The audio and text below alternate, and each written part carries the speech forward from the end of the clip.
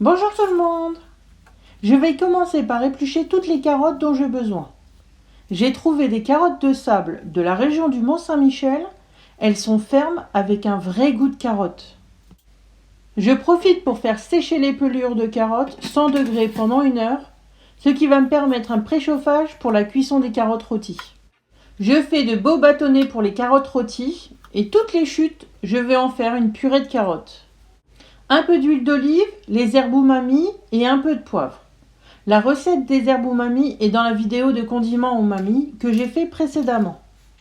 Je mets au four avec les pelures de carottes, ce qui me fera une pré-cuisson pour avoir des carottes bien fondantes avant qu'elles ne soient rôties.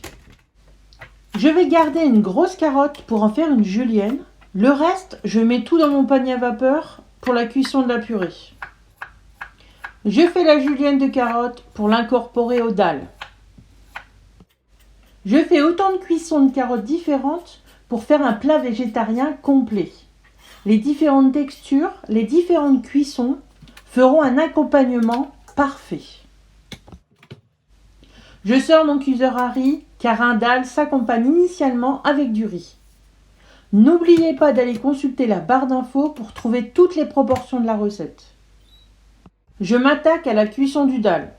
Je commence par torréfier dans l'huile de coco, du carvi, du paprika, du piment d'Espelette et du curry.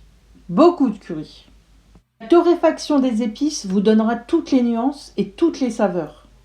Imaginez un café non torréfié. Les épices de base pour un dalle sont le curcuma et le curry. Pour le reste des épices, j'aime changer à chaque fois. Aujourd'hui, je mets du carvi.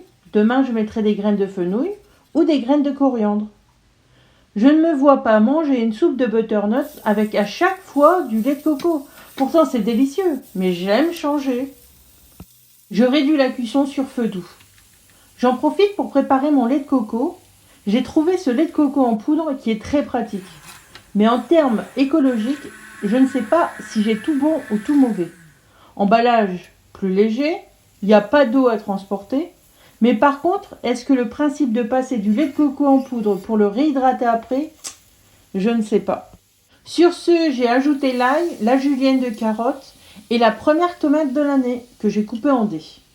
L'humidité de la tomate va faire décoller tous les sucs au fond de la casserole. Puis j'ajoute le gingembre et je laisse cuire une quinzaine de minutes sur feu doux. Cuire cette julienne de légumes avant d'incorporer le lait de coco va permettre à tous les arômes de se développer. Après avoir poivré, j'ajoute le lait de coco. Je mélange pour bien uniformiser la cuisson. J'ai rincé les lentilles corail, je vais pouvoir les ajouter avec un peu d'eau supplémentaire. C'est parti pour 25 minutes de cuisson, toujours sur feu doux et sans couvercle. Le sel à mi-cuisson, je mélange pour être sûr que ça ne colle pas et je poursuis la cuisson. Après 25 minutes, c'est prêt. Le dalle doit rester humide. J'éteins le feu et je laisse reposer. J'en profite pour finir la purée de carottes avec un peu de purée d'amandes crues pour avoir une rondeur différente du beurre. Je sors les carottes rôties et je prépare mon assiette. Grâce à toutes ces cuissons de carottes, j'ai une assiette très gourmande, végétarienne et plein de protéines grâce aux lentilles. Et j'ai oublié de vous filmer, je mets un filet de jus de citron au moment de la dégustation. Merci d'avoir partagé ce bon moment avec moi. N'hésitez pas à vous abonner. Je vous dis à bientôt.